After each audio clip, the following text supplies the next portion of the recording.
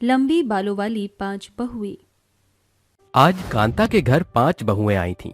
पांचों के बाल अधिक लंबे होने के कारण उनके लंबे बाल पैरों के नीचे जमीन पर लोट-पोट हो रहे थे कि तभी कांता कहती है, बहुओं, द्वार पर जो कलश है उसे दहिना पांव लगाकर अंदर दस्तक दो। जी सासू माँ। पांचों के पांव आगे बढ़ने से पहले ही बहुओं के लंबे लहराते बाल कलश से जाकर टकरा जाते हैं, जिसे देख मंजुला कहती है, क्या बात है कांता, तेरी 5 बहुओं का गृह प्रवेश तो पाँव से पहले लहराते लंबे बालों से ही हो गया। मंजुला के मुंह से ऐसा सुनकर 5 बहुएं अपनी मुंह जुबानी लंबे बालों का बखान करना शुरू करती हैं। माफ करना मंजुला मौसी, मगर इतनी लंबी लहराते बाल हर किसी के होते कहाँ हैं? और औरत की सुंदरता लंबे बालों के बिना पूरी कहाँ होती है? वेद पुराणों में लिखा है कि जिनके बहुओं के बाल लंबे होते हैं उनके घर में धन धान्य की बड़ी बरकत वास करती है। मंजुला को ऐसे चुप्पी साधे खड़ा देखकर कांता कहती है, अरे क्या हुआ मंजुला, लगता है मेरी बहुओं के बोल बाले से तेरी बोलती बंद पड़ गई। इसके बाद पांचों बहू अपने कमरे में चली जाती हैं। अगली सुबह कांता घड़ी की ओर ताकते हुए कहती है, अविका, अलका, भावना, वृंदा, परिणीति, अरे कहाँ हो पांचों की पांचों? सवेरे के 7 बज चुके हैं। लगता है ये पांचों लुगाइयाँ अपने लंबे केश संवारने में लगी हैं। अरे अब आ भी जाओ। माँ जी, हम आ गए। अरे आज तुम पांचों की चूल्हा पूजन की रस्म है। जल्दी से पांचों मिलकर कुछ मीठा बना लो, फिर खाना बनाना। जी माँ जी। अरे ठहरो जरा, रसोई घर का रुख करने से पहले अपनी जटाओं का जूड़ा बना लो, वरना खाने में बाल पड़ जाएंगे। माँ जी, घंटा भर लगाकर हमने ये हेयर स्टाइल बनाया है। हाँ सासू माँ, हम पूरा ध्यान रखेंगे कि खाने में कुछ न जाए। ऐसा कहकर पांचों अपने लहराते लंबे बालों के साथ रसोई घर में खाना पकाकर पांचों एक संग मेज पर खाना परोसती हैं, जहां कांता कहती है, खाने की खुशबू तो बड़ी बेमिसाल आ रही है। माँ जी, चक्कर बताइए। जैसे ही कांता खाने का पहला निवाला उठाती है, खाने में बाल देखकर कांता बौखला कर कहती है, बहू, तुम्हारे ये लहराते लंबे बाल खाने में प्रोटीन के तौर पर डाला है क्या? माँ जी, आप ये क्या बातें कर रही है? क्या लेना देना इसका? तो फिर ये लंबे लंबे केश क्या खाने की खुराक में शामिल है जो उमड़ घुमड़ कर तैर रहे हैं? माँ जी, आप खामखा एक बाल पर बवाल बना रही हैं। अरे मेरी बेअकल बहुओं, ये बाल है तो सर का मैल ही। आज के बाद खाने में बाल की बला दिखाई दी अगर, तो मैं तुम पांचों को सजनी से गजनी बना दूंगी। समय बीत रहा था। अब घर का कोई भी ऐसा नहीं बचा था जहां बालों का गुच्छा न मिलता। ये देखकर कांता अपनी पांचों बहुओं से कहती है, अरे तुम पांचों के ये लंबे लहराते बाल बला बनते जा रहे हैं। जहाँ देखो बालों की फौज, कभी खाने में कभी कोने में।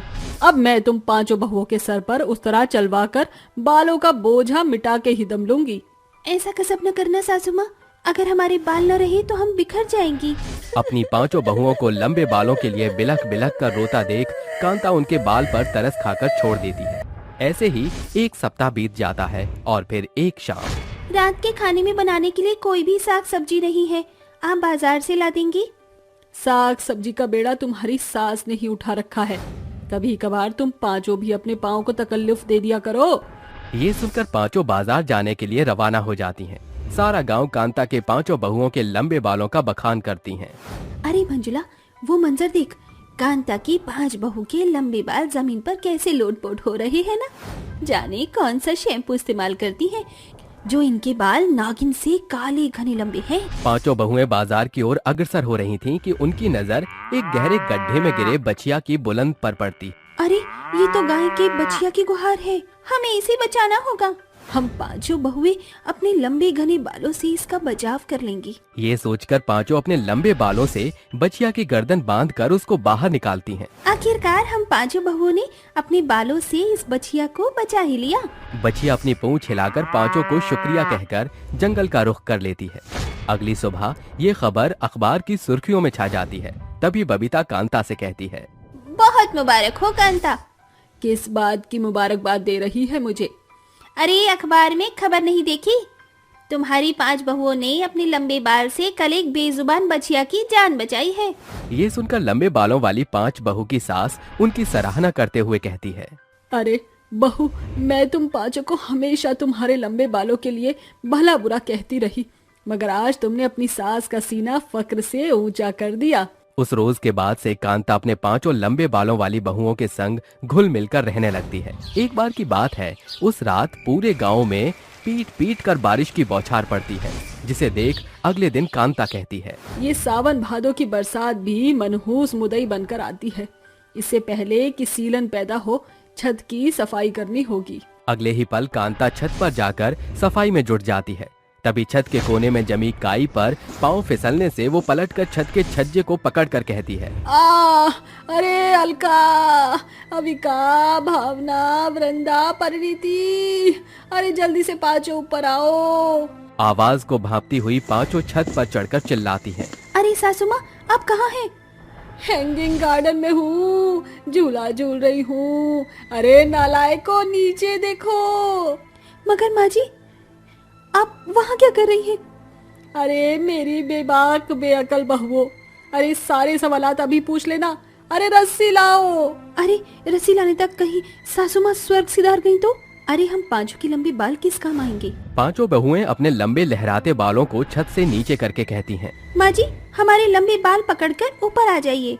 कुछ ही देर में कांता ऊपर आकर अपने लंबे बालों वाली पांचों बहुओं से कहती है, शुक्रिया बहुओं, आज तुम्हारे लंबे बालों ने मुझे बाल बाल बचा लिया, वरना मेरी टिकट तो कट चुकी होती। ये सुनकर पांचों ठहाके लगाने लगती हैं। ऐसे ही दिन सप्ताह और सप्ताह महीने में बदल जाता है। एक रात दो चोर उनके घर में चोरी के मंसूबे से घुसते हैं। अरे जल्दी कर कलुआ। अरे एक तो ससुरा लॉकर का ताला नहीं खुलत है और तू हुड़दंग करत है। दोनों की खुसर फुसर की आवाज भावना और वृंदा के कानों में पड़ती है। वो नींद से जागकर एक साथ रसोई का रुख करती है। अरे वृंदा, तुमने कोई खटर पटर की आवाज सुनी क्या? हाँ जेठानी जी, ऐसा लगता है जैसे घर में कोई घुस आया है। रसोई में किसी को न पाकर दोनों बहुएं सास के कमरे की ओर बढ़ती हैं, जहां चोर तिजोरी तोड़ने की तैयारी में मशरूफ होते हैं। इनकी ये मजाल, अब तो इन्हें सबक सिखाना ही पड़ेगा। अरे इनके लिए तो हमारे लंबे बाल ही बहुत हैं। ये बोलकर दोनों अपने लंबे बालों से चोरों की गर्दन बांध देती हैं। बाकी की तीन बहुएं भी वहां आ जाती हैं। अरे क्या हुआ? ये शोरगुल कैसा था? ये चोर उचक के हमारे घर हाथ साफ करने आए थे। जरा इनकी मेहमान नवाजी की जाए। ऐसा क्या? ये लो, इस काम में हम आपका भरसक सहयोग करेंगे जेठानी जी। कांता की पांच बहुएं बारी बारी से अपने लंबे बालों से चोरों को पटकते हुई जमीन की धूल चटाती हैं। अंत में चोर कहते हैं, अरे बबलुआ, का धोबी पछाड़ मारा है रे। अरे सारा शरीर सुजा दिया ससुरा। आई आई आई आई आई आई। पांचों बहुएं चोरों को सबक सिखाती हैं और अंत में उनकी सास सराहना करते हुए कहती है, तुम पांचों ने अपने बालों के जाल से इन मुस्टंडों को क्या पछाड़ मारा है। तुम्हारे ये लंबे बाल ढाल बनकर हमेशा हर आफत मुसीबत को भगा ही देते हैं। इसी के साथ पांच लंबे बालों वाली बहू की कहानी यहीं समाप्त होती है। 5 चुड़ैल बहू की एक सास। आने से उसके आए बहार, जाने से उसके जाए बहार। बड़ी मस्तानी है मेरी महबूबा, हो मेरी जिंदगानी है मेरी महबूबा। अपनी ही धुन में राघव गाना गाता हुआ जंगल के रास्ते से घर जा रहा था। तभी उसके सामने 5 भयंकर चुड़ैल आ जाती हैं, जिसके खुले बिखरे बाल, बड़ी बड़ी काली स्याह आंखें। तभी एक चुड़ैल राघव की गर्दन पकड़कर बोलती है, आज तू नहीं बचेगा। तुझे मारकर हम तेरे जिस्म का कतरा कतरा खून पी जाएंगे। मुझे छोड़ दो, मत मारो, छोड़ दो मुझे, अरे छोड़ दो। तुझे क्या लगता है हम तेरी बातों के जाल में फंस जाएंगे? कभी नहीं मूर्ख इंसान, कभी नहीं। जिसके बाद 5 चुड़ैल राघव के ऊपर अपने दांत से हमला करती हैं और उसके शरीर का सारा खून पी जाती हैं। तभी माया नाम की चुड़ैल बोलती है, मजा आ गया इसके ताजे ताजे गर्मा गर्म खून पीकर। लेकिन इतने से खून से तो मेरी प्यास नहीं बुझी। मेरे शरीर को तो और भी खून की आवश्यकता है। तो फिर इसमें परेशान होने वाली क्या बात है? चलो फिर चलते हैं अपने नए शिकार की ओर। उसे मारकर हम अपनी प्यास बुझा लेंगे। इतना बोलकर पांचों चुड़ैल अपने शिकार की तलाश करने लगती हैं।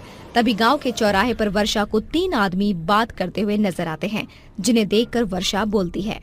हाँ, लो मिल गया हमें हमारा शिकार, वो भी एक साथ 3। इन्हें मारकर इनका खून पीने में हमें बहुत मजा आने वाला है।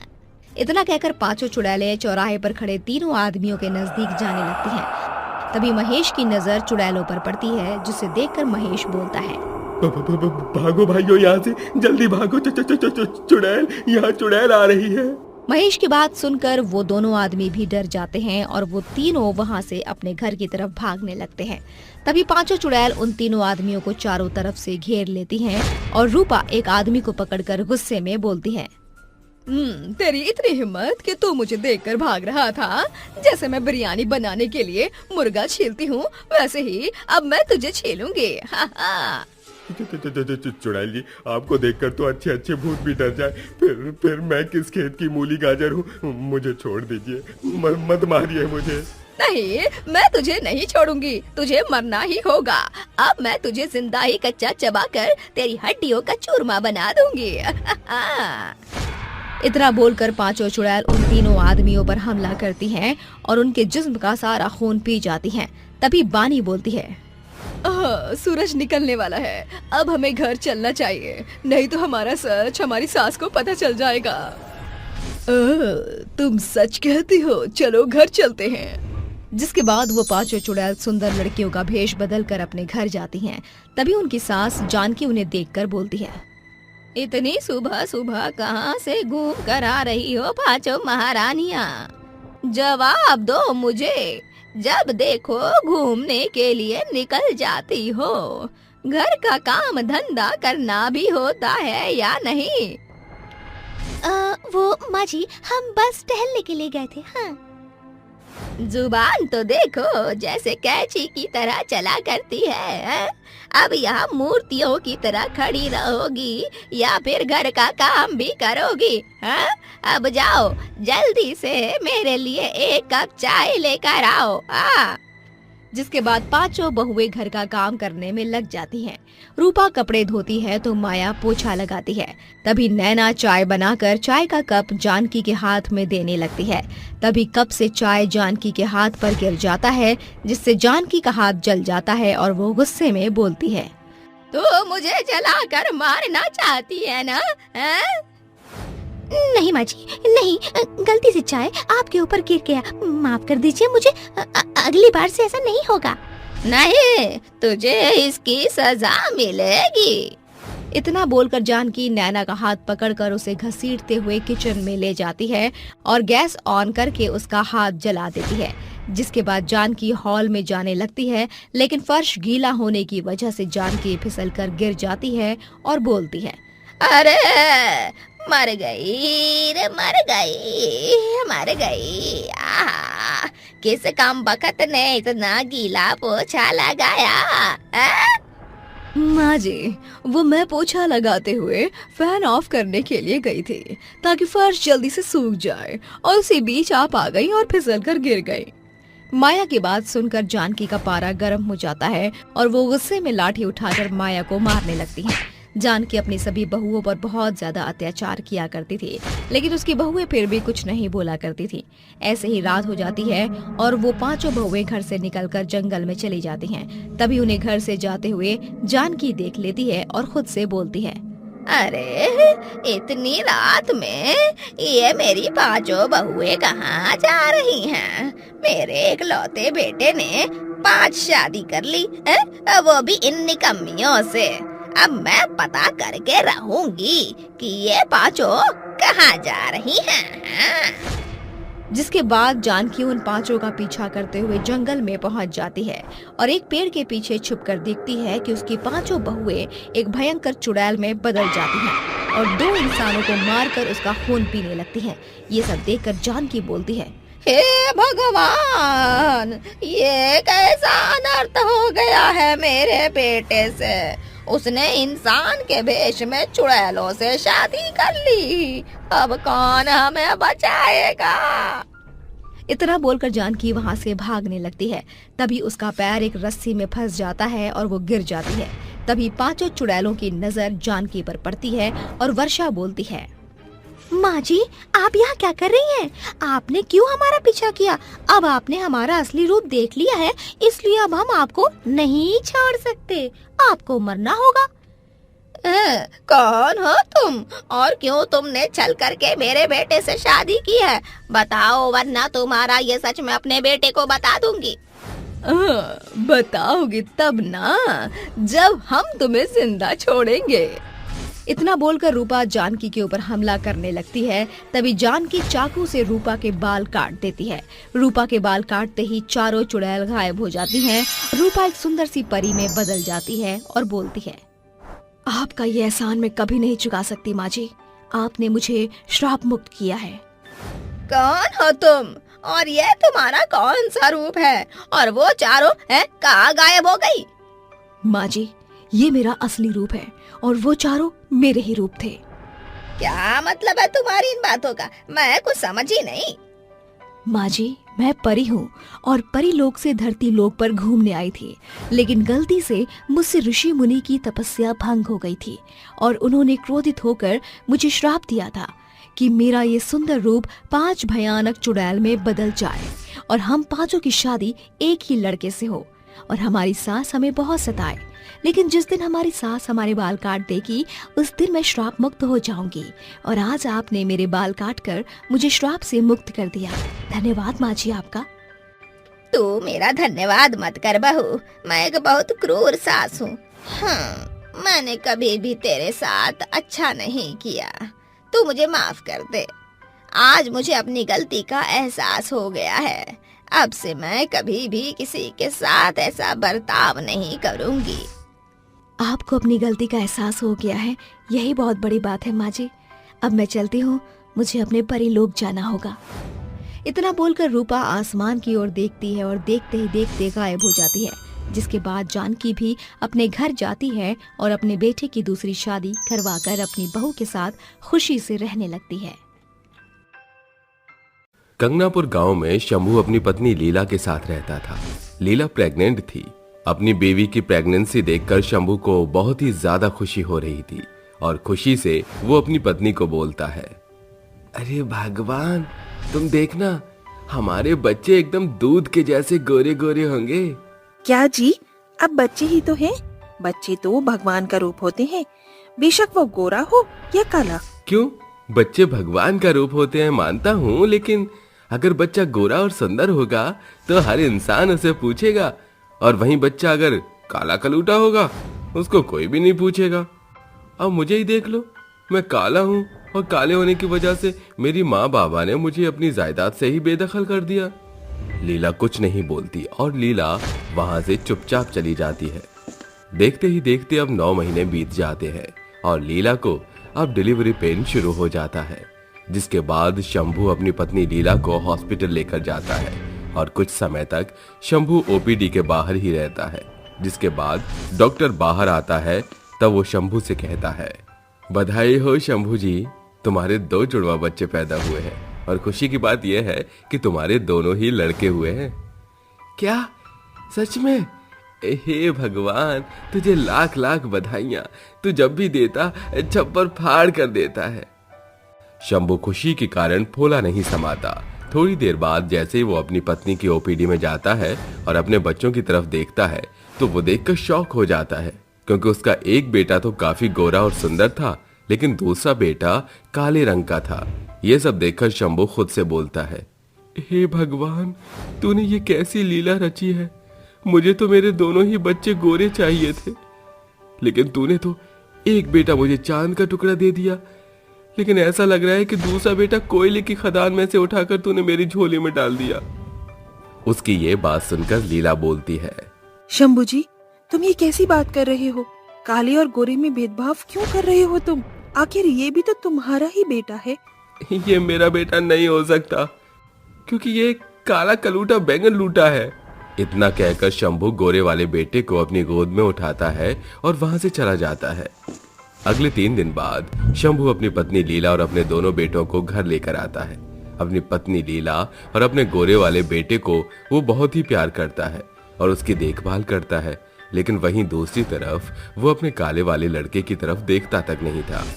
ऐसे ही अब 1.25 महीने गुजर जाते हैं। इसके बाद शंभू अपने दोनों बेटों का नामकरण करता है। एक का नाम हर्ष तो दूसरे का नाम कार्तिक रखा था। शंभू अपने बेटे हर्ष को बहुत ही ज्यादा प्यार करता, उसको हर एक चीज लाकर देता। वहीं दूसरी तरफ कार्तिक उसके सामने खड़ा रहता, लेकिन शंभू उसको पूछता तक नहीं था। यह सब देखकर लीला को बहुत ही बुरा लगता और वो अपने बेटे को अपने पास बुलाकर उसको बहुत सारा प्यार करती।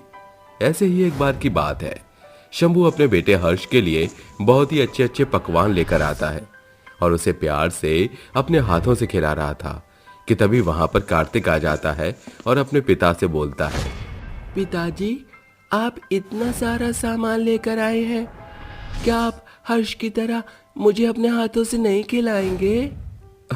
अरे अरे कार्तिक, तू जाकर पोछा और झाड़ू मार दे। जब तू घर का सारा काम कराएगा तब मैं तुझे अपने हाथों से खिलाऊंगा। जा जा जा। पिता का प्यार पाने की चाह में कार्तिक अब घर का सारा काम करने लगा।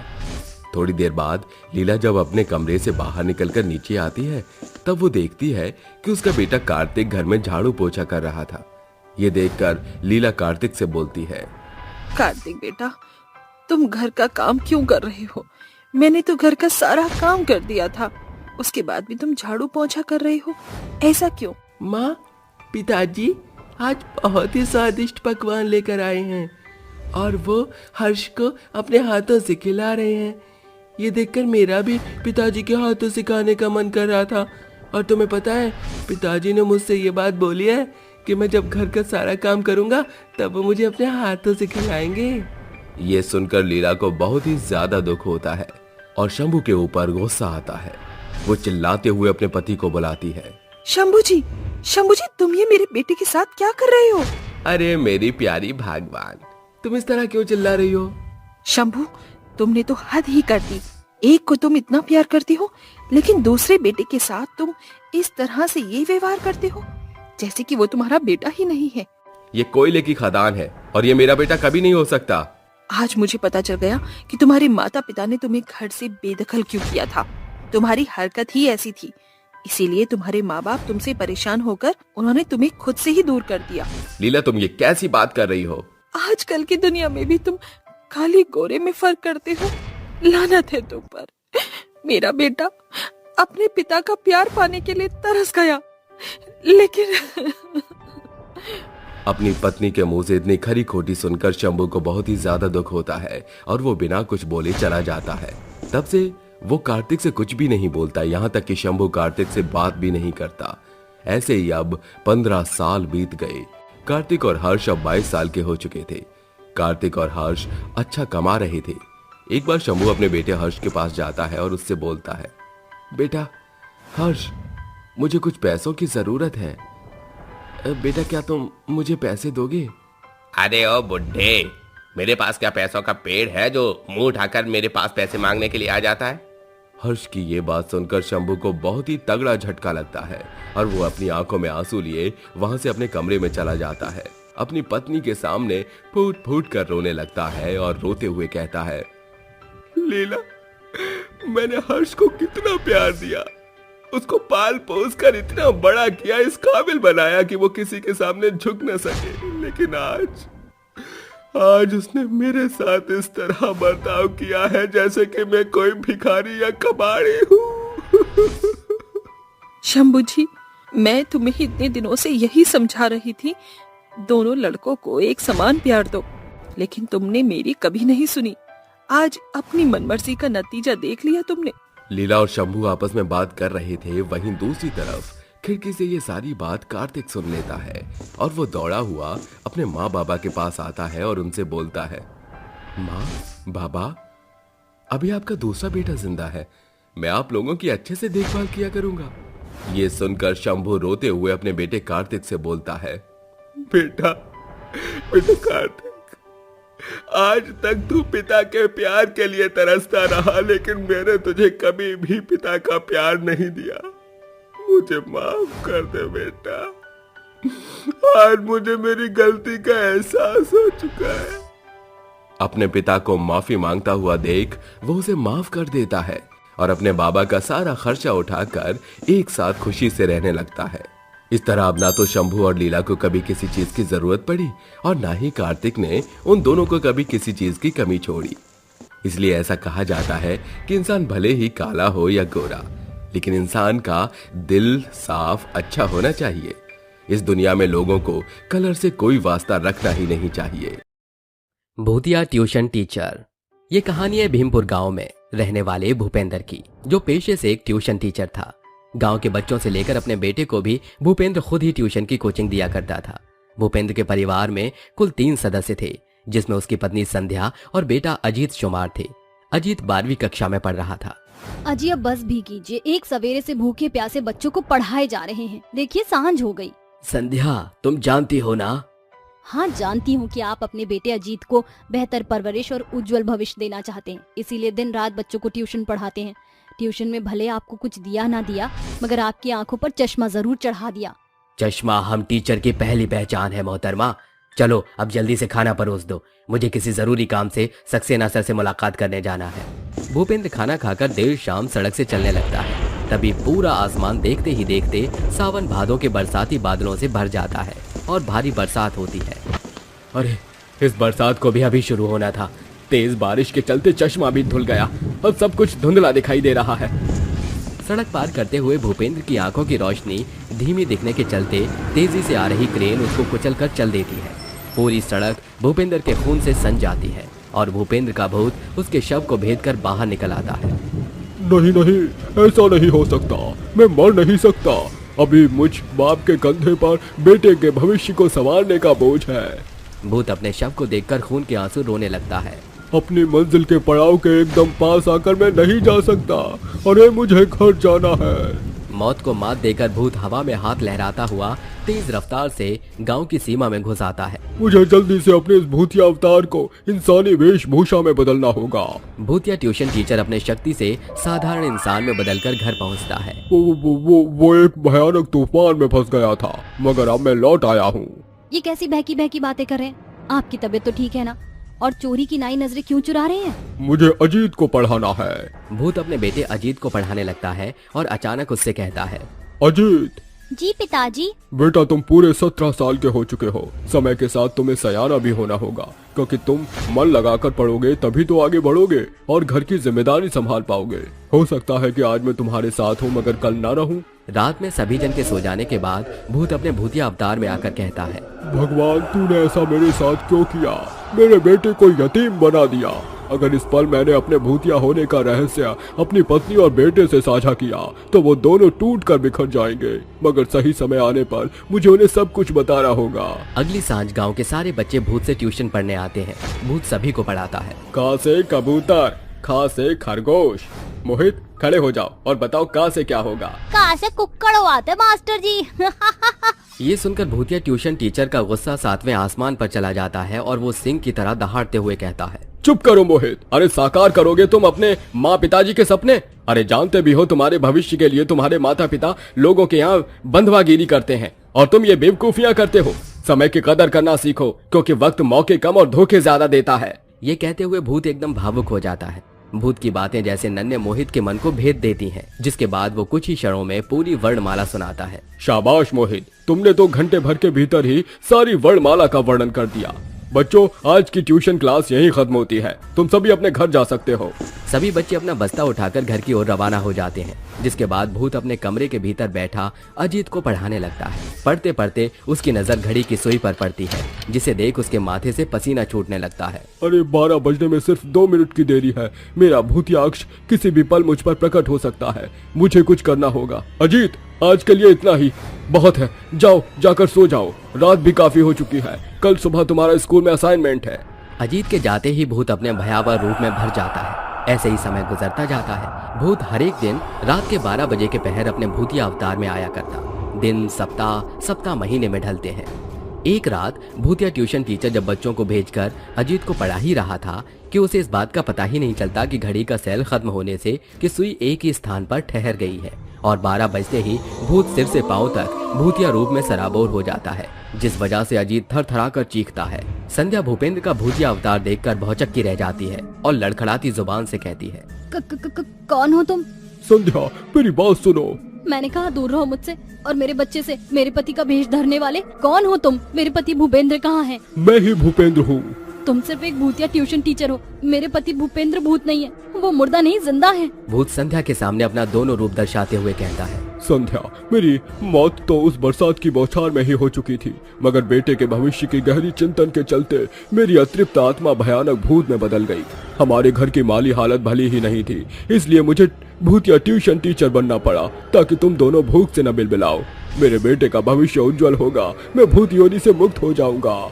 ये सुनकर संध्या की आंखें आंसू के समंदर में शुमार हो जाती हैं और वो कहती है, आपके इस बड़े त्याग ने आज ये बयां कर दिया कि आज भी दुनिया में इंसानियत कायम है। अक्सर जो कुछ जिंदा माँ बाप नहीं कर पाते, आपने नियति के नियमों को तोड़कर भूत बनकर अपने बेटे के भविष्य के लिए किया, जो जिंदों की इस दुनिया में जीता जागता प्रमाण है। दोनों माँ बेटे भूत के संग बेखौफ होकर रहने लगते हैं। हर एक दिन के घटने के साथ भूत के जाने का पड़ाव पास आता है। मेरे पास ज्यादा वक्त शेष नहीं बचा है। तुम दोनों से दूर होने का पड़ाव बेहद पास है। मैं इस पल को जी भर कर जीना चाहता हूँ। भूत अपने परिवार के साथ सुनहरा पल साझा करता है। साथ ही अजीत को जीतोड़ मेहनत से पढ़ाता है। उसकी मेहनत विशेष प्रभाव दिखाती है और आखिरकार अजीत पूरे विद्यालय में 12वीं की परीक्षा में अव्वल दर्जे से उत्तीर्ण होता है। अंत में जाते हुए भूत कहता है, आज इस भूतिया पिता ने तुम्हारा भविष्य की चढ़ाई पूरी की। अजीत, तुम मेरे सपने पर खरे उतरे। अब तुम दोनों जीवन भली चंगी तरह काट लोगे। जो बदहाल जीवन मैंने जिया था वो तुम्हें भविष्य में कभी नहीं जीना पड़ेगा। अलविदा। मुझे पूरा भरोसा है कि तुम इस ट्यूशन को मेरी गैर हाजिरी में मुझसे भी बेहतर तरीके से चलाओगे। ये कहकर भूत सदा के लिए ओझल हो जाता है। जिसके बाद अजीत अपने पिता के ट्यूशन को अपनी जीविका बनाकर बहुतेरे बच्चों को पढ़ाकर आसान तौर से अपनी जीविका चला रहा था, मगर अक्सर वो अपने पिता के साथ बिताए हुए सुनहरे लम्हों को याद करता था। सौतेली बहन का जादुई लहंगा। माँ, आप मुझे इस दुनिया में अकेला छोड़कर दूर क्यों चली गई? नहीं माँ, बहुत बुरी है, मुझे बहुत मारती है, यहाँ तक कि मेरी सौतेली बहन भी मुझे बहुत सताती है। माँ। 10 वर्षीय लाव्या अपनी स्वर्गवासी माँ के लाल लहंगे से लिपटी माँ के संग बिताए हुई सुनहरी स्मृतियों को याद करती हुई बिलक बिलक कर रोई ही जा रही। बेहिसाब रोने के कारण उस मासूम की आंखें लाल पड़ गई थीं। तभी उसकी सौतेली बहन काव्या वहां आकर कहती है, अरे ओ मेरी बिगबंगी बहन, जरा जल्दी से मेरा होमवर्क कर दे, और हाँ, एकदम साफ सुथरे अक्षरों में लिखना। काव्या, आखिर तुम अपना काम स्वयं करना कब सीखोगी? बहुत जुबान चलाने लगी है तू। अगर तूने इसी समय लिखना शुरू नहीं किया तो मैं इस लहंगे को ले जाकर कूड़े खत्ती में फेंकाऊंगी। नहीं नहीं, ऐसा गजब ना करना। ये लहंगा मेरी स्वर्गीय माँ की आखिरी निशानी है। मैं तुम्हारा काम कर दूंगी। शाबाश, तुम्हारे मुंह से सयाना स्वर सुनकर अच्छा लगा। काव्या अपने कामों का बोझ बेचारी लव्या पर थोप कर चली जाती है। बेचारी काव्या का लेख लिखते लिखते सांझ की बेला सुनसान रात में ढल जाती है। नींद से बंधी लव्या की आंखें बोझिल हो रही थीं। अगर मैं अधूरी लिखाई छोड़कर सो गई तो काव्या मेरी माँ के लहंगे को मुझसे दूर कर देगी। बेबस बच्ची लगातार लिखे जा रही थी, मगर देर रात 2 बजते उसकी आंखें नींद के आगोश में चली जाती हैं। तभी एकाएक दीवार पर टंगा उसकी माँ के लहंगे में एक चमक चकाचौंध होती है, जिसके साथ साधारण दिखने वाला वो लहंगा सोने से जड़े सुनहरे लहंगे में तब्दील होते हुए पन्नों पर प्रकाशित होकर पुनः साधारण हो जाता है। अगली सुबह, कल रात में अधूरा काम छोड़कर सो गई, अब क्या होगा? लव्या घबरा कर जैसे ही कॉपी खोलती है तो वो स्तब्ध रह जाती है। अरे, मैंने तो लिखाई पूरी की ही नहीं थी, तो आखिर ये अधूरा काम पूरा किसने किया? मेरा काम कंप्लीट हो गया? हाँ काव्या, सारा काम हो गया, ये लो। काव्या के जाते ही लव्या अपनी माँ के लहंगे को देखकर एक सुकून की सांस भरती है। तभी रेणुका की बुलाहट सुनकर वो डरी सहमी हुई रसोई में पहुंचती है। माँ, आपने मुझे पुकारा? अरे मनहूस, कितनी बार कहा है तुझसे कि अपनी काली जुबान से मुझे माँ मत कहा कर। मेरी सिर्फ इकलौती बेटी है काव्या। चल अब जल्दी से ये सारे बर्तन मांज। माँ, मुझे भी काव्या की तरह स्कूल जाने की बड़ी चाहत है, मेरा भी विद्यालय में दाखिला दिलवा दो। अरे बंद कर ये बकैती, खबरदार जो अपना मेल मेरी बेटी के साथ बिठाया तो चुपचाप चूल्हे चौके में निपुड़ो, समझी? जानती हो माँ, सौतेली माँ जानबूझकर मुझे चूल्हे चौके में उलझाए रहती हैं। घर की साफ सफाई से लेकर सभी काम मेरे जिम्मे सौंप कर खुद एक तिनका भी नहीं हिलती हैं।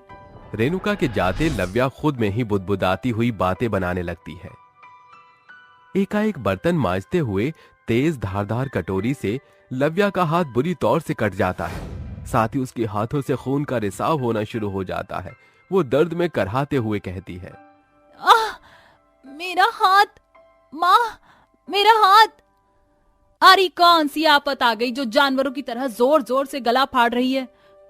माँ, मेरा हाथ कट गया, मुझे बहुत दर्द हो रहा है। अरे बंद करिए दर्द का दिखावा और चुपचाप से काम कर। अगले 10 मिनट में सारे बर्तन चकाचक नहीं दिखे ना तो मार मार कर तेरी कोमल कोमल चमड़ी को काला करके रख दूंगी। लव्या के पास अपनी सौतेली माँ की शर्त मानने के सिवा दूजा कोई चारा नहीं था। वो रोती और चीखती रही, मगर रेणुका ने उससे मुंह फेर लिया। देर रात वो अपनी माँ के लहंगे से लिपटकर अपने दुख दर्द की दास्तान कहती है। माँ, आज अगर आप जिंदा होती तो मेरा जीवन इस फर्श की जगह अर्श पर होता। निष्दिन नहीं माँ, और मेरी सौतेली बहन मेरे संग सैकड़ों सताओं करती है। मुझे आपकी कमी खलती है। आंसू बहाते बहाते लव्या हाथ पसारे सो जाती है। तभी उसे लिपटा हुआ लहंगा एकदम से जादुई सुनहरे सुंदर लहंगे में बदलता है और अग्नि जैसी तेज ज्वाला निकलकर जिस पल ही लव्या के जख्मी हथेलियों में समाहित होती है, उसका हाथ साफ तौर से भला चंगा हो जाता है। सूरज की किरण फूटने के साथ सुबह हो जाती है। अरे ये मेरे हाथों का दर्द कैसे गायब हो गया? अरे ये मेरे हाथों पर लगा जख्म कहाँ गया? एक ही रात में इतना गहरा जख्म कैसे भर सकता है? मैं जानती हूँ माँ, मेरे जख्मों पर मरहम आपने ही लगाया होगा। समय के साथ दिन, सप्ताह, सप्ताह महीने और महीने कई सालों में बदल जाते हैं, मगर आज भी लव्या अपनी माँ के लहंगे से लिपटी अक्सर बातें किया करती है। आज भी वो अपनी माँ के लहंगे को लिए हुए कहती है। देखते ही देखते कैसे 10 साल बीत गए, पता ही नहीं चला माँ। आपकी बेटी पूरे 20 बरस की हो चुकी है। माँ, अब आपकी बचकानी लव्या सयानी हो चुकी है। लव्या को बातें करता देख 18 साल की काव्या कड़वे शब्द में कहती है। जब देखो अपनी मरी हुई माँ के इस लहंगे को लिए लोथ की तरह पड़ी रहती हो। दूजा कोई काम धाम नहीं है क्या तुम्हें? काव्या, तुम जब मुंह खोलती हो तो जहर ही क्यों घोलती हो? क्या कहा? मेरी बिल्ली मुझी से म्याऊं? ठहर, अभी माँ से कहकर तेरी सारी हेकड़ी निकलवाती हूँ। माँ, माँ, जरा यहाँ तो आना। अरे क्या हुआ मेरी लाडली बिटिया को? माँ ये बिन बात के मुझे सुना रही है। मैंने सिर्फ इतना कहा कि रसोई में जाकर माँ का हाथ बटा, तो ये मुझ पर बिना बात के बिगड़ गई। मेरी प्यारी लाडो रानी, तू अपना खून क्यों जलाती है? इसकी बोलती तो मैं बंद करती हूँ। खबरदार जो आपने मुझ पर हाथ उठाने की कोशिश की। अब मैं 10 साल की बेबस बच्ची नहीं रही जो आप दोनों के जुल्म सताव सहती रहूंगी। आप हमेशा सिर्फ काव्या को पक्षधारी करती रही, ऐसा सिर्फ इसलिए क्योंकि वो आपकी सगी बेटी है ना? मैंने हमेशा आपको अपनी माँ की परछाई को खोजा, मगर आपने निष्दिन सैकड़ों बार मेरे साथ सौतेलापन दर्शाया। लव्या की सच्ची बातें रेणुका के दिल को भेदती हैं और वो सीख के झाड़ू से उसे शरीर को कुरेदते हुए कहती है। सत्यानाश हो तेरा सपोलन! इस दिन के लिए मैंने तुझे यतीम को इस घर में रखा। तेरा बोलबाला मेरे भीतर फांस की तरह चुभ रहा है। अगले 1 सप्ताह तक तू इस कोठरी में बंद रहेगी। मैं भी देखती हूँ बिना दाना पानी कैसे कटेगा सप्ताह भर का सफर। रेणुका लव्या को उसके लहंगे समेत कोठरी में बंद कर देती है।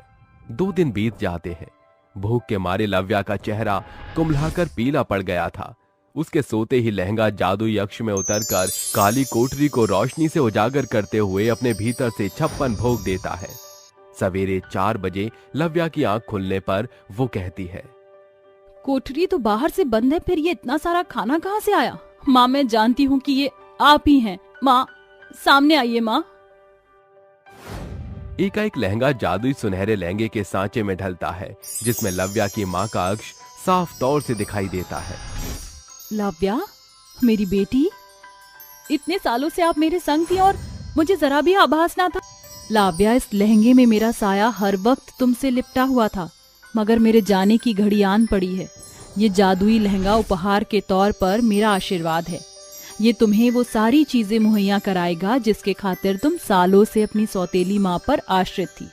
जाओ लव्या, इस जादुई लहंगे के साथ इस नर्क के दलदल की दुनिया से दूर जाकर नया बसेरा बनाओ इसी के साथ लहंगे से लता की आत्मा ज्योति के रूप में निकलकर विलुप्त हो जाती है। तभी जादुई लहंगे में से सैकड़ों सुनहरे सिक्के खनकते हुए जमीन पर बरसते हैं। लव्या उन सिक्कों को छोड़कर जादुई लहंगे के संग जाते हुए कहती है, ये सिक्के मेरी सौतेली माँ के काम आएंगे।